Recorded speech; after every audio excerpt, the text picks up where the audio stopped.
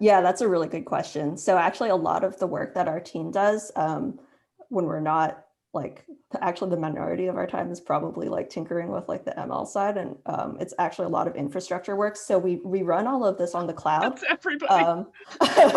Yeah, so we have a really nice workflow, and we've actually written a Python. So this is all in Python, but this GFD model is originally it's Fortran code. So we have a Python wrapper for the Fortran that actually calls a Fortran and runs the model, and that makes it a lot easier for everyone on the team to sort of develop and try out new stuff because we're all a lot more literate in Python than Fortran. Yeah. And it's also nice because like we also like use like containers and Docker and stuff, and so that we can replicate this and we can run the same code on our laptops, or we can use Kubernetes and just have a container running in the cloud that has the same model and reproduce our experiments really easily. Yeah, that's awesome to hear about. Yeah, like I feel like I'm also very interested in climate change model. It sounds like I can also start some fun project using Python. Like when I see like all the model like numbers you guys posted, I got like a little bit scared. Like I've never seen those models before, but it's good to know like a lot of tools we are using are like in common. Yeah. Yeah. A lot of audiences are like interested in trying out some models as well. Yeah.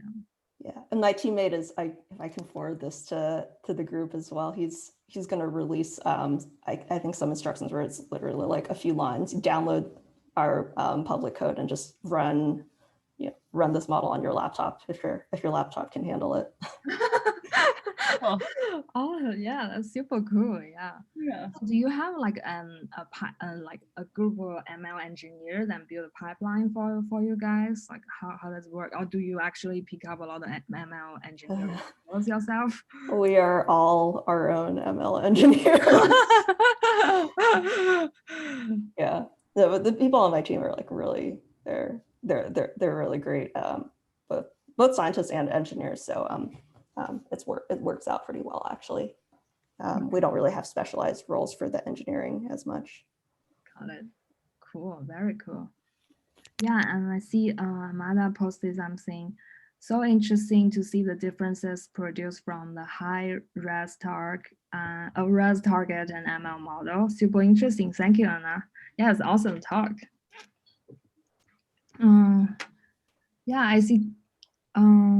We still have 3 minutes left. I wonder if people still have any other questions. Are they still taking the time to type in questions? Yeah, what's next? Okay. You know what I mean? So what's next on your pipeline? Yeah, so what's next? We're trying to get a couple papers out. Oh, cool. Yeah, so if you're look out for those. Yeah. And then we're doing a lot of we're actually trying to get a lot of this is around the time where we're actually like making a lot of stuff more public. So like if you're in the if you're in the modeling community, we'll have a lot of stuff at the AGU meeting, the virtual AGU meeting this December, where we're just going to try get this, show people like how nice and easy it is to run climate models in the cloud with Python. Yeah. That's cool. Yeah. Yeah, I'm actually really excited about our Python wrapper for the GFDL's FE3 model. I think it makes like running these simulations so easy for grad students and other people. And what is the so then you guys do this work and then you show how easy it is to run these models. But if you ran the models and you created the predictions that are localized, what would I want to do in addition? Like, what would I want to change that would either customize it for my use case, or are you guys also just producing like a highly granular raster file of different time shots all the way into the future that you're also going to like make available for people to use? Or you know what I mean? Yeah, like what's the final product? Yeah. What is the final product? Yeah, so the final product probably isn't going to be a data set. It would probably just be more the code and the model. Okay.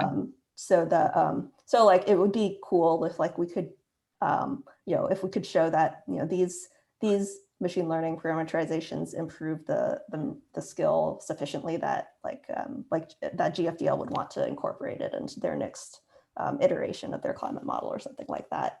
Oh, Or okay. like, Cool. yeah, or if like, oh, these improvements to the weather forecast are good enough that that like NCEP would want them in their meteorological model or something. Yeah, cool. Okay, cool.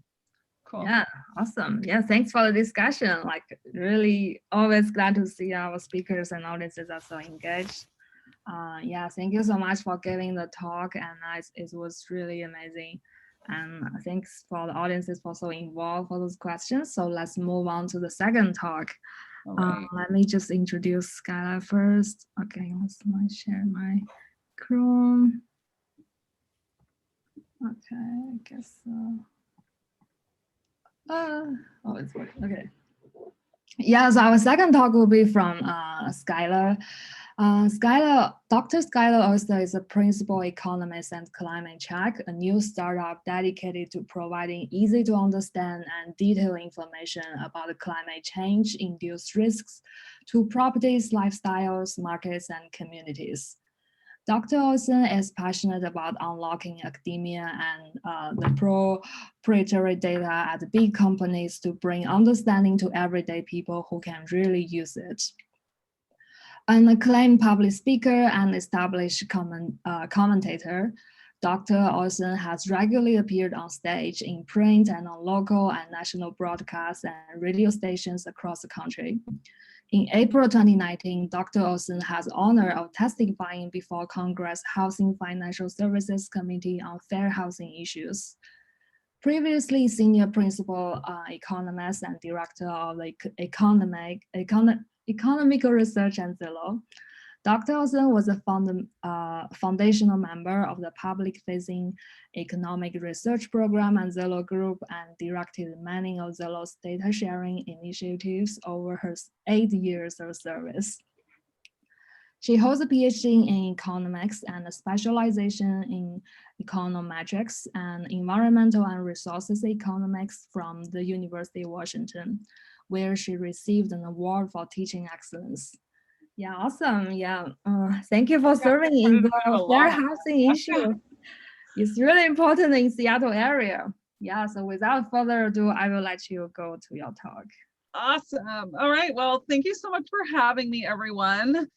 Yeah, I see a lot of, Zillow kind of names or Emily's here. I see that, and other people that I've met, back in the before times.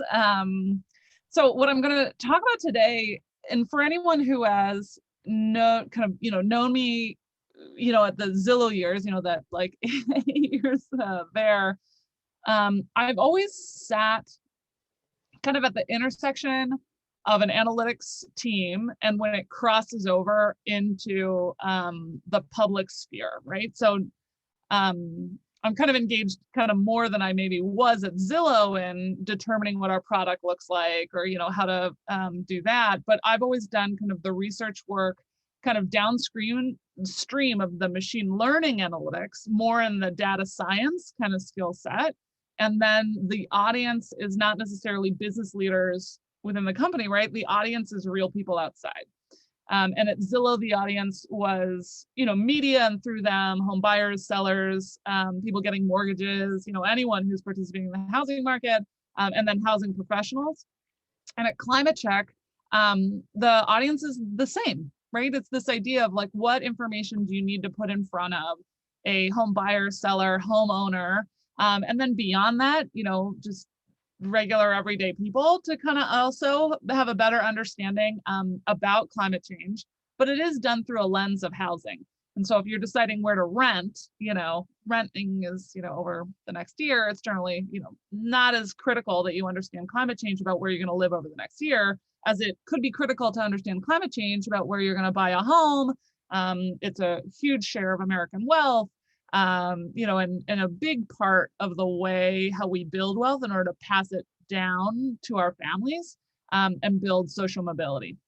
And so it's an important thing to think about and talk about and inform these decisions. It's an also important thing for housing professionals to consider, right? So builders and things like that. So I'll kind of dive in, share my screen here, and I'll get some slides. So it's a similar problem where you're taking data and then you're trying to think about like, how do I present this information, or how do I kind of take the raw stuff? And Anna, I mean, by raw, I mean, after wonderful people like you have been through it and downscaled it to a fine resolution, and now I have more, not totally atomistic, right? Because the resolution is still, say, 3 kilometers on a side. In flood data, it gets much more narrow. Flood data can get kind of wonderful because you have the elevation from satellite imagery, so it can get within 10 meters. That's very exciting. But it's still, as atomistic as we can get with public sources. And then how do I translate that to homes? And then how do I then walk it to what an everyday person should or could understand about climate change? And this will be a journey, by the way. Climate Check is a startup, right? Like, we're small and kind of really just building the business model and building the product. And but it is live and launched. So if you want to check it out, you can do climatecheck.com and you can type in an address and it'll give you some ratings. And so I'll talk a little bit about, what we're doing and kind of the data behind it. And I'll try and keep it pretty nerdy. Okay, but the shtick, right? Climate change is happening and it's going to be, like, really devastating. And I think housing is a wonderful lens to look at it because it's one of the few ways that people are forced to kind of think about an investment far into the future that's kind of related to their environment and their space that they, are in, right? So it can be, and it becomes very emotional and provocative. It's hard, to tell someone, hey, care about climate change. And the examples I'm using to a mother of 4, is like, oh, it's the polar bears, it's the ice caps, it's this other place over here. If they're in their own world. And so the idea is, how do I get it, down to them? And then the other thing is to really think about it and kind of motivates what we're doing here and why, right? Is one, it's comforting to think that 72% of people think that global warming is happening. And if you look at this map, it's all orange, and orange is over, a majority of people are like, no, this is real, this is happening. But we still have this understanding that there's a very vocal and loud minority that doesn't believe climate change is happening at all. That's 12% across the nation. I think that's actually very high, even though, you could just frame it the other way and say 72, it's such a big number. Yay, everyone really agrees. But the fact that we have 12% of people who think that it's not even happening, we haven't even gotten to a question about whether or not it'll impact you or whether or not it matters where you live, and what you'll do about it. Will you vote? Will you whatever, right? We're just like, it doesn't even happen at all. And so this idea of putting it into the terms that you can understand, what will climate change mean to you locally, is one of the best ways that I think we can talk about climate change and actually move the needle on action. And I don't just mean, personal action, like we all come vegans. We also just need collective action. That's become, highly clear. So, and I don't even just mean like collective, I come from a space where, startups and Zillows, right, where you build a business model that radically can change the way a market works, or you can radically change the world. I love that idea too. Policy is going to be a big part of it. But what can you change about the way that the industry thinks about risk, so that property insurers change the way that they set premiums on risky areas, and then that impacts home values and less people will run in to move there, those sorts of things. And actually that's a big mechanism, right, that we imagine will actually kind of really start to evolve where people are when it comes to climate change, and try and gradually move people away from riskier regions, is through things like property insurance, property values, what you expect your equity to do, and whether or not you get a mortgage, right? Because mortgage companies and insurance companies, they're kind of collateralized against this